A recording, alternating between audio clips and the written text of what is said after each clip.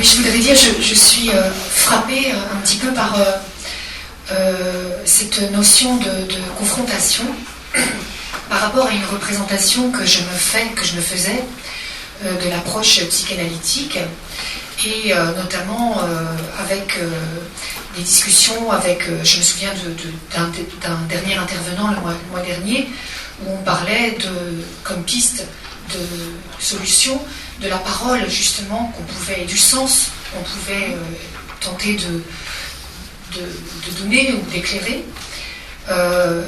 Est-ce que ça voudrait dire, enfin, l'intervenant avait répondu, quand on avait été plusieurs à parler de cette manière, oui, mais vous devenez des gourous, ou bien vous devenez surpuissant, c'est-à-dire que, est-ce que le fait de pouvoir se confronter, voire s'affronter, puisque vous parliez même de colère, de piquer une colère, et non pas d'être en colère,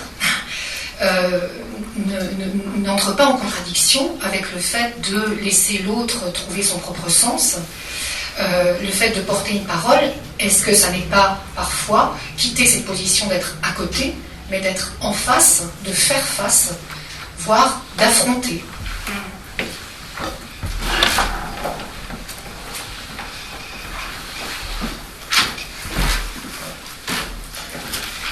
Alors je dirais que le modèle thérapeutique n'est pas exportable dans le social.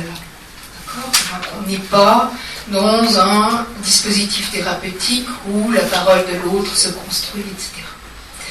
Ce que je sais, c'est que l'humain a besoin de symbolique, a besoin de sens, et que, on pourra reprendre la question d'Antigone, il a besoin de personnes qui parlent, effectivement, qui disent des choses, qui n'interprètent pas, c'est des mots de tous les jours, mais c'est des mots qui transmettent une humanité qui repère.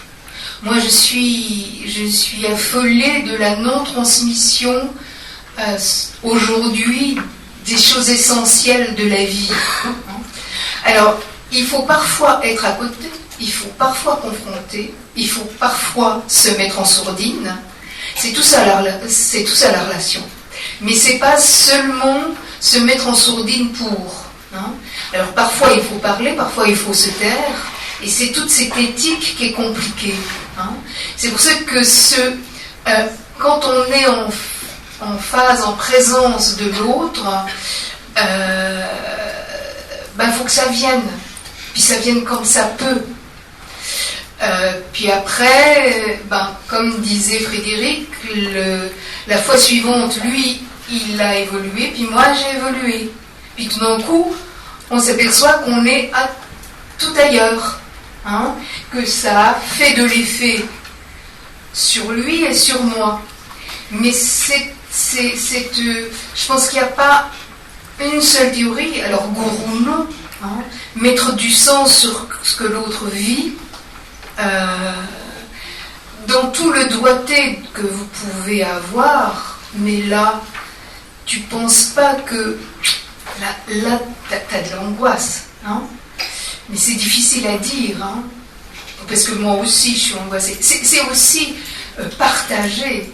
Aujourd'hui, on dit il ne faut pas influencer. Non, on grandit avec de l'influence. Mais c'est pas influencer pour te soumettre à moi. C'est heureusement qu'on a de l'influence pour qu'il se trouve. À un moment donné, le gourou, effectivement, il dépossède l'autre de ce qu'il est pour qu'il devienne le même. Ça, non. Quand j'ai dit respect de la différence. Mais que je puisse l'influencer et que, regardez, qui a compté pour vous? C'est des gens qui vous ont influencé, qui vous ont fait une partie de vous-même, mais qui ne vous ont pas attaché à vous comme quelqu'un. Et donc c'est toute cette labilité de la relation qui fait qu'à un moment donné, confronté, c'est-à-dire dire non, ça je ne suis pas d'accord. Là, tu es en train de te saboter. Moi, je ne suis pas d'accord avec ça. Alors on reprend ça. C'est pas dire mon pauvre, t'as pas encore, machin, truc. C'est bien dire un non Alors, il va prendre la porte. Alors, peut-être qu'il faudra téléphoner derrière. Peut-être que ça nous met en angoisse parce qu'il est parti en courant. Mais... Non, après, il faut qu'il revienne au rendez-vous suivant. Alors, comment on fait pour que maintenir ce lien, hein? Mais le non est un non constructeur et non pas un non destructeur. Alors, c'est pas confronté tout le temps, mais c'est à certains moments quand vraiment il est dans la destructivité de lui-même. On ne peut pas accepter que quelqu'un se détruise devant nos yeux. Et ces personnes-là n'ont peut-être pas suffisamment eu de personnes qui ont dit « je tiens à toi et je ne veux pas que tu te mettes ». Alors, ça n'aura peut-être pas d'effet, mais c'est quand même une parole qui le reconnaît dans sa dignité d'humain. Là, je crois qu'on va rester là. Non.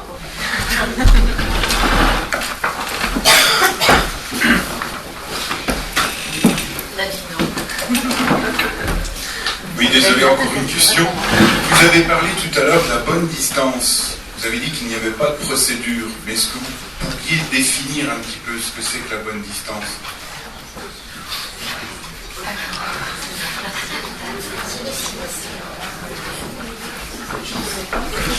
Bonne chance. Alors peut-être que finalement c'est une question avec une réponse pour l'après-midi ou... Oui, c'est une réponse pour l'après-midi, mais Frédéric a dit qu'il n'y avait pas de définition.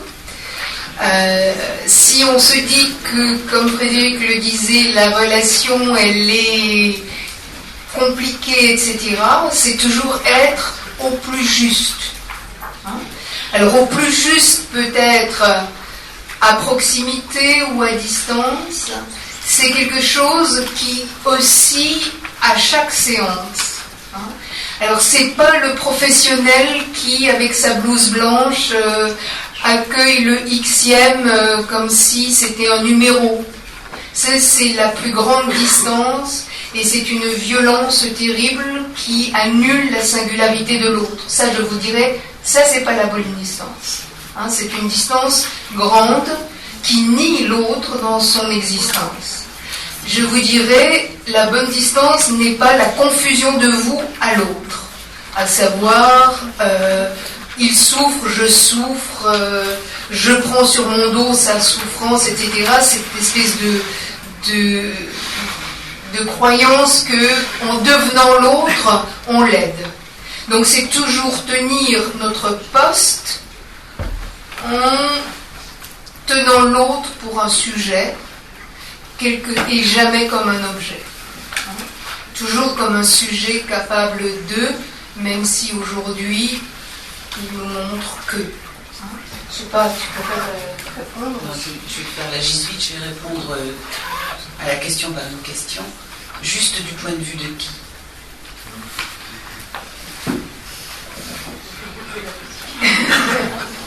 Voilà. Il semblerait qu'il y ait encore une question. Est-ce que vous trouvez l'énergie d'y répondre ou... J'ai promis qu'elle était petite. D'accord. La réponse, je ne sais pas. Oui, juste, parce qu'on me dit une toute petite question, c'est plus pour avoir un tout petit peu plus d'explication sur un concept que vous avez donné, avec deux mots que je croyais moins antinomiques, qui est tuteur de résilience. Le professionnel, vous avez dit, doit être un tuteur de résilience. Et pour moi, c'était jusqu'à aujourd'hui deux mots antinomiques. Alors, c'est un mot qu'utilise Cyrulnik, c'est un mot qu'utilise Lecomte, Jacques Lecomte. Bon, il faut faire très attention avec le mot de résilience qui est devenu une tarte à la crème où on est résilient ou on ne l'est pas. C'est une situation qui crée la résilience. Alors, un tuteur de résilience, Cyrulnik dit qu'un enseignant peut être un tuteur de résilience. Le jardinier, la cuisinière, le garçon de café peuvent être des tuteurs de résilience. Hein. On n'a pas besoin d'avoir les bons diplômes. C'est quelqu'un qui se trouve au bon endroit pour quelqu'un et qui va finir par compter, hein, et par influencer. C'est celui même qui se tait mais qui accueille. Bon, il y a des célèbres exemple, qui accueille l'enfant dans le jardin sans rien dire, mais qui chaque jour accueille l'enfant dans le jardin et qui, cet enfant, va se passionner et va devenir un grand agronome ou autre. Hein. Alors tuteur, ça veut dire quelqu'un qui tient. Alors de résilience, ça veut dire qu'à travers lui, un processus se met en mouvement qui permet à l'autre d'évoluer. Mais c'est pas lui, c'est tout un contexte. Et donc il faut faire très attention avec la résilience. C'est une institution, c'est un cadre, c'est un dispositif, c'est un regard. Et ça, Cyrulnik le montre bien. C'est le regard que l'on porte sur l'autre. Hein? Et un regard de victime, c'est pas ça qui permet d'évoluer. Hein? C'est un regard qui tient l'autre pour quelqu'un. Même s'il est grave, même s'il crie sous la table, même etc. C'est quelqu'un qui est capable d'entendre, d'écouter. Alors tuteur, c'est pas le tutorat qui impose, mais c'est vraiment comme un. Je sais pas comment tu répondrais. Tuteur de résilience, c'est la première fois que j'entends, mais juste le principe du tuteur, c'est quand même qu'à un moment donné, on l'enlève, on n'a plus besoin, quoi. Donc, à la fois, il est nécessaire pour que quelque chose se transforme, avec le concept de résilience, et en même temps, il y a un moment où il n'y aura plus besoin. Mais peut-être que c'est moi qui ai inventé ça, hein. Je n'en sais plus rien du tout, alors, mais je crois pas. Bon, alors parce que je trouve que c'est intéressant comme, mais ça veut dire que tout ce qui compte dans la vie, c'est les rencontres humaines. Et aujourd'hui, la société raréfie les rencontres humaines. Et une rencontre humaine, c'est une rencontre. C'est pas un professionnel dépressif qui a peur, qui se répare, qui veut être aimé, qui veut être reconnu. Hein. Il y a quelque chose qui a tourné chez les jeunes étudiants. Il fallait que les enfants les aiment pour qu'ils existent. Alors je dis, je vous en prie, hein, vous vous aimez vous-même. Et puis, c'est vous qui avez à être généreux, mais les enfants n'ont pas à vous faire exister.